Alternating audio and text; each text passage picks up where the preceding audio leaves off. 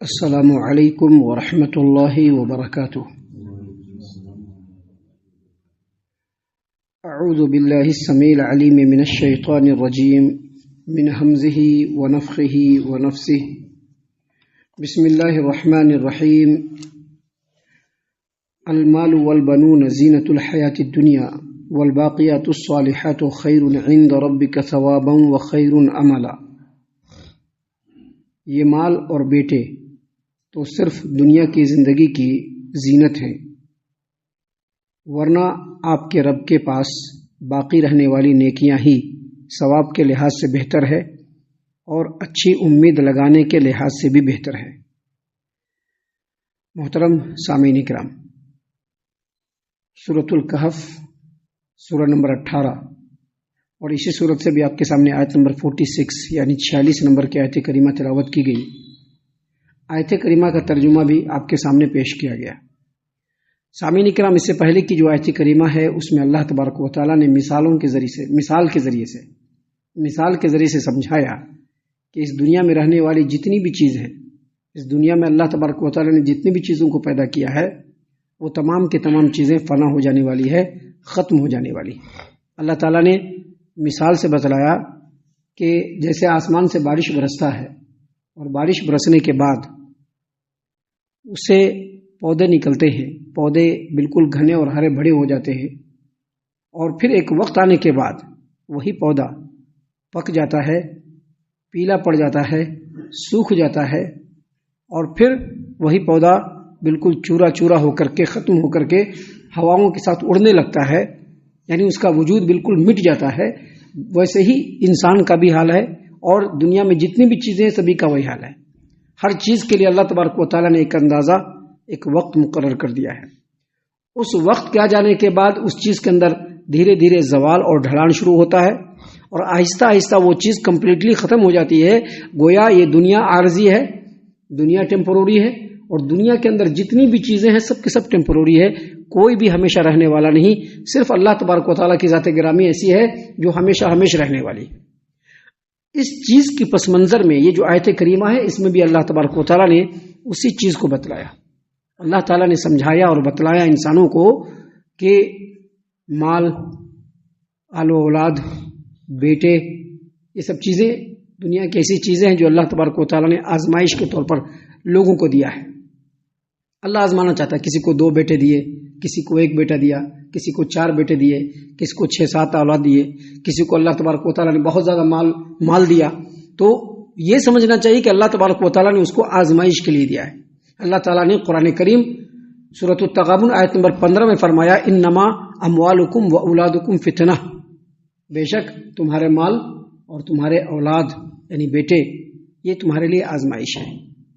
تمہارے مال اور تمہارے آل و اولاد جو ہے یہ تمہارے لیے آزمائش ہے۔ واللہ عنده اجر عظیم، اصل میں تمہارا اجر تمہارے رب کے پاس ہے۔ یہاں پر اللہ تبارک و تعالیٰ نے فرمایا، المال والبنون زینۃ الحیاۃ الدنیا، مال اور بیٹے یہ دنیاوی زندگی کی زینت ہے۔ دنیاوی زندگی کی زینت کیا مطلب؟ بس دنیا کی زندگی کے حد تک ہے، بس بعد میں اس کا کوئی حساب کتاب نہیں۔ اس کا مطلب کیا ہوا؟ اس کا مطلب یہ ہوا کہ انسان اپنے بیٹوں میں ہی یا اپنے مال میں ہی بالکل کھویا نہ رہ جائے۔ دلچسپی کا سامان ضرور ہے، ہر انسان کی چاہت ہے کہ ہمارے پاس بیٹے ہو، ہر انسان کی چاہت ہے کہ ہمارے پاس اولاد ہو، دلچسپی کا سامان ضرور ہے، لیکن انسان اس کے اندر غرق ہو کر کے، اس کے اندر مبتلا ہو کر کے، ہر صحیح غلط کر کے ان چیزوں سے اپنے ذہن کو اور دھیان کو نہ ہٹائے جو ہمیشہ باقی رہنے والی ہے۔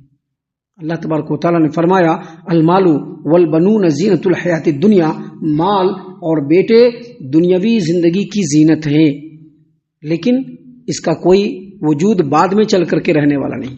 ایک انسان ہے جس نے بہت سارا مال کمایا اور رکھ دیا۔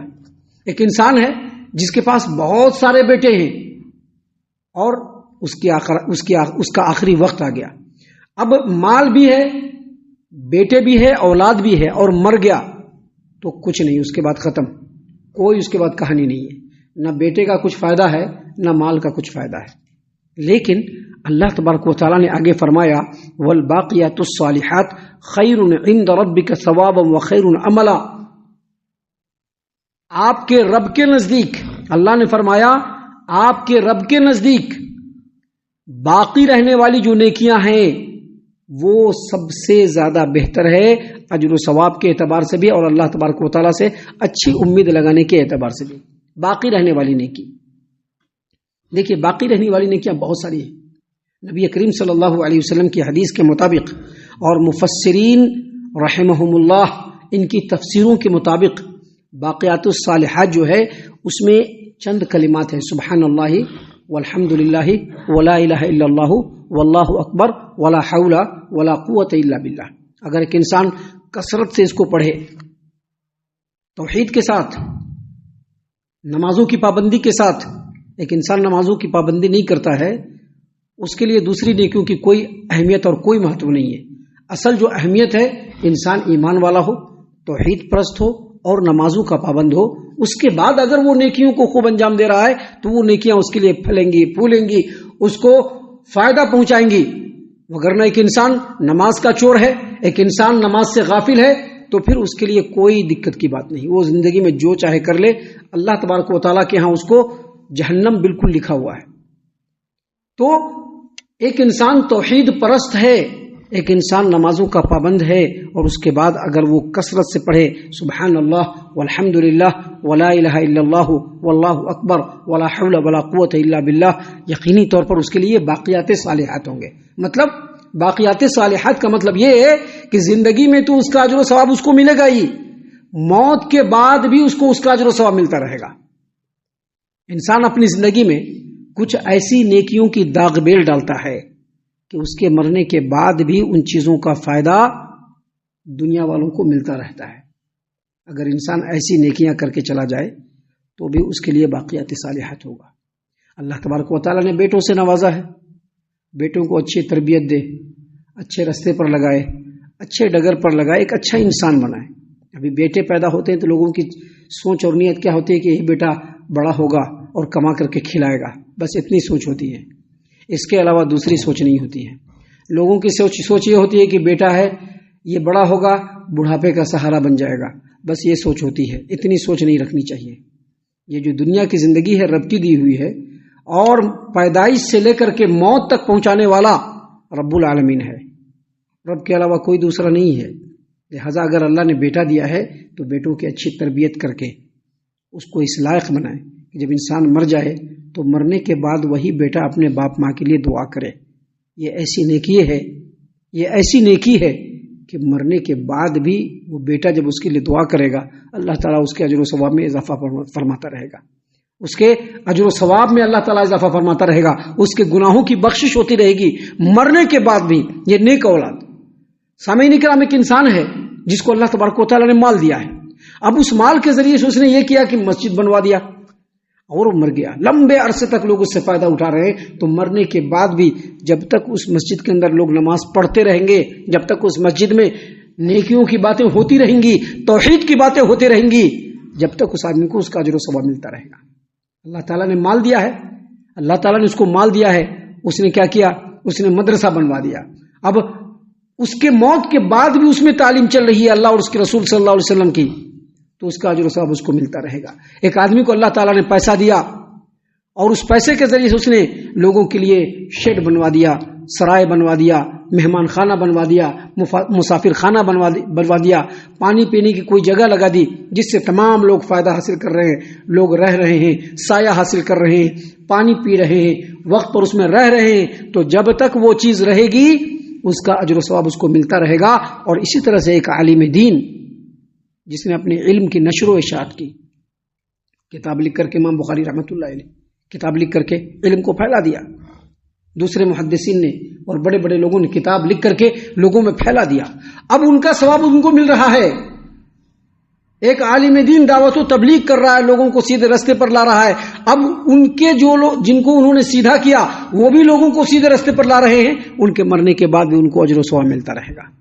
اور اسی طرح سے ایک استاذ جو لوگوں کو تعلیم دیتا ہے، اب استاذ لوگوں کو تعلیم دے رہے ہیں، شاگرد ہو رہے ہیں، اس شاگرد کے دوسرے شاگرد ہو رہے ہیں، اس شاگرد کے دوسرے شاگرد ہو رہے ہیں، تو مرنے کے بعد بھی ان کو اجر و ثواب ملتا رہے گا۔ یہ ہے باقیات صالحات۔ اس کو کہتے ہیں باقیات صالحات. اللہ نے کہا والباقیات الصالحات خیر عند ربک ثوابا وخیر عملا. دنیاوی چیزوں کے اوپر تو بڑی ریجھے ہوئے ہو، لیکن یاد رکھو باقی رہنے والی جو نیکیاں ہیں وہ تمہارے رب کے نزدیک ثواب کے اعتبار سے بھی بہتر ہے اور اللہ سے امید لگانے کے اعتبار سے بھی اچھا ہے. سامعین اکرام، یہ آیت کریمہ ہے جس کی تفسیر ہم نے سلف صالحین کے فہم کی روشنی میں آپ کے سامنے پیش کی ہے. آگے ابھی اور بھی بہت ساری باتیں ہیں جو آپ کے سامنے آنے والی آیتوں کے اندر ہم آپ کے سامنے پیش کرنے والے ہیں انشاءاللہ. ہم اللہ سے دعا کرتے ہیں کہ اللہ تعالی ہم تمام کو ان تمام باتوں کے اوپر خوب غور و فکر اور تدبر کرنے کے ساتھ ساتھ ان باتوں کے اوپر عمل کرنے کی بھی توفیق عنایت فرمائے. آمین. اللہ تعالی ہم تمام کو صحیح معنوں میں پکا سچا مومن مسلمان بنائے. اللہ اور اس کے رسول صلی اللہ علیہ وسلم کی اطاعت و فرما برداری کرنے والا بنائے. صحابہ کرام رضی اللہ عنہم کے طریقے پر چلنے والا بنائے. جنت الفردوس میں جگہ عطا فرمائے. اے اللہ ہم تمام کو جہنم سے پناہ دے. اے رب العالمین ہم تمام کو جہنم سے پناہ دے. اے مالک الملک ہم تمام کو جہنم سے پناہ دے. آمین یا رب العالمین. وما علینا الا البلاغ المبین. تبارك الذي نزل الفرقان على عبده ليكون للعالمين نذيرا.